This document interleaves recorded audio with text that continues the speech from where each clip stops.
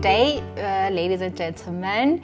This is part 2 of our December 2023 pre-release series, and today we are looking at document 2.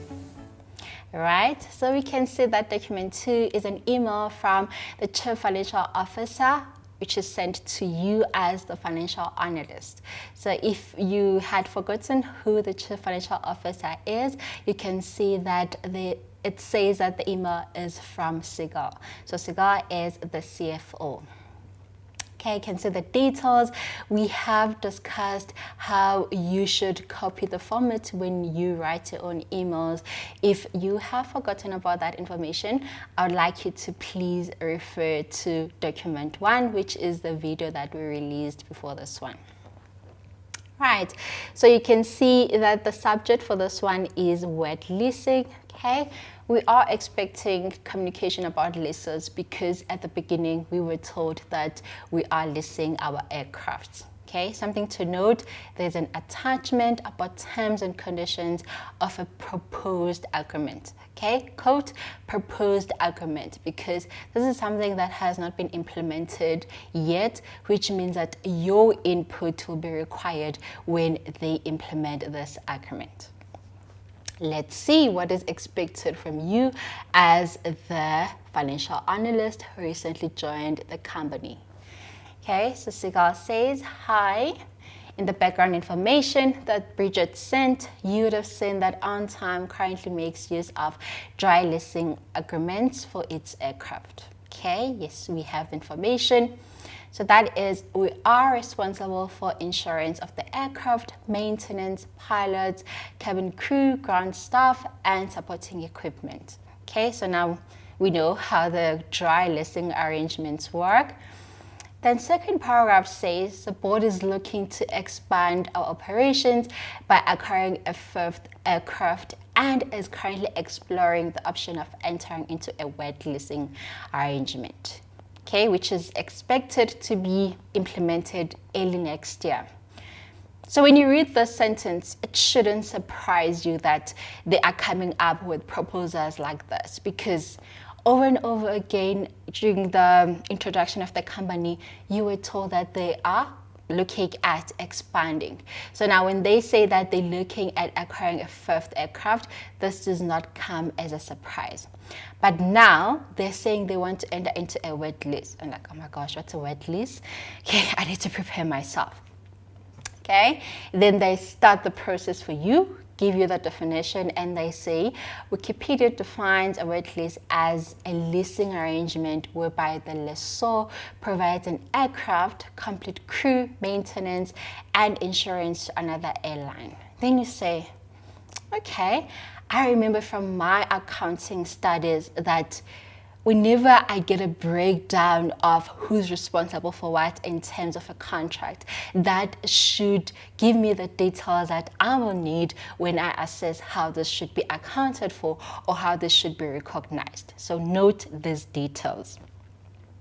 Then the next paragraph says, we do not necessarily want to appoint additional staff to increase the operational capacity. So at this stage, a wet leasing arrangement looks attractive and looks like an attractive alternative, which makes sense because if you look at the definition of a wet lease, comparing it to the characteristics of a dry lease, there is less responsibility on the lessee because most of the other services are provided by the lessor, for example, the maintenance, which means we don't have to look after that. And that is something that we are responsible for when you look at the dry leasing arrangement. Okay. So this is not a point for you to start thinking, okay, what's the trigger? No, we're trying to understand the arrangement first before we can look at what's the trigger. Because if you don't understand the small details about this contract, then it's going to be hard for you to answer the question when it eventually comes. Cool. Proceeding to the last paragraph. So Sigal says, I have attached the summary of the terms and conditions of the proposed agreement. So what do you need to do? Please give this some thought. The board requested that I investigate the financial reporting implications of the proposed agreement, and I'd like to get your input. Note that he needs to investigate the financial reporting implications. So that should tell you that we are within financial accounting. Okay, financial implications, that is a talks to how we need to recognize this contract and how we need to account for the related transactions subsequently. So we already know that we are within accounting, okay, which is a technical trigger. Okay, so on the attachment that gives us the terms and conditions, I'm not gonna go through them in detail because you can read through them. But what I would like to highlight is that they give us the commencement date, they give us the rights and obligations of the lease, and they tell us what is covered by the lease and what needs to be provided by the lessor. Also specify the terms of the agreement. Okay. So now, during the pre-lease period, you have read this email. You can see that it's about leases. And you can see that what you've been tasked with is to help Sigil investigate their financial implications. And we have seen that this takes us to financial accounting. But just because you know that you're in financial accounting, and we know that when you think about leases from an accounting perspective, your mind immediately goes to IFRS 16.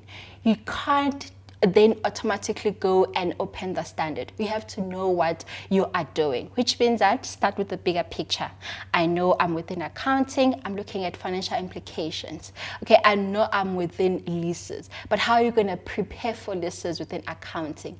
You need to ensure that you go through the standard. You check if this is indeed within the scope of leases, for example, because as you might have seen before, there are contracts that might have similar characteristics, but they are not within the scope of the standard. So essentially what we are saying is you need to know how to read the standards effectively, because you don't want to be sitting in a situation where like, but I know IFRS 16, I know leases, but I did not know how to answer the question.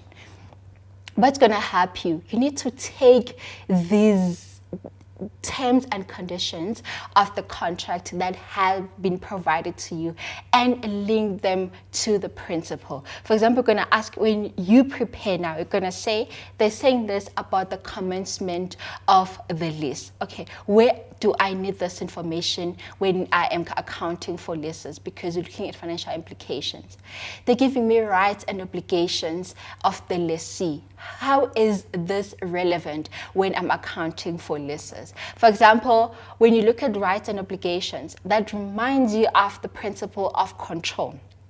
Then those are the things that you are going to go and look at. So in this session, we're not going to sit down with the standard and match each item, but that's how you need to be thinking about these accounting principles.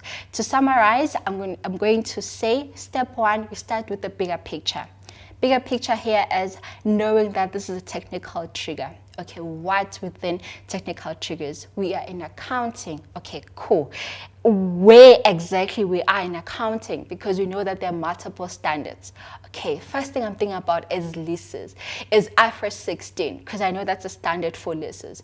But I need to go and check that indeed this contract, looking at its terms and conditions, it's within IFRS 16 in terms of the definition, in terms of the scope of the standard, in terms of the objective.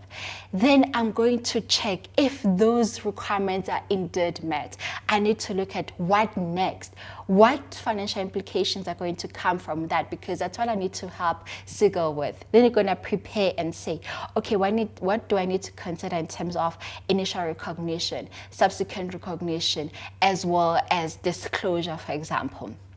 So essentially, preparation is not you going to the standard, reading the theory only and say, okay, I've prepared lists. No, you have not prepared. You just revised the theory, but you have not prepared for the task at hand. For you to have prepared the task at hand, take those principles and link them to the terms and conditions of the contract that you have been provided to save time, so that you have less to do on the day and you just focus on the new information that is introduced to you. That's it for document 2. Short, sweet, straight to the point. It doesn't mean less work, but it makes it easy for you to understand what is being asked. The work is going to come from you now, going back to revise those principles, but don't stop there. Link them to the terms and conditions of the contract so that you already know what the implications are based on the applicable standard we've identified, as well as based on the requirements of that standard. Thank you so much, ladies and gentlemen, for your attention and for watching this video. Please comment down below if you have any questions. Thank you.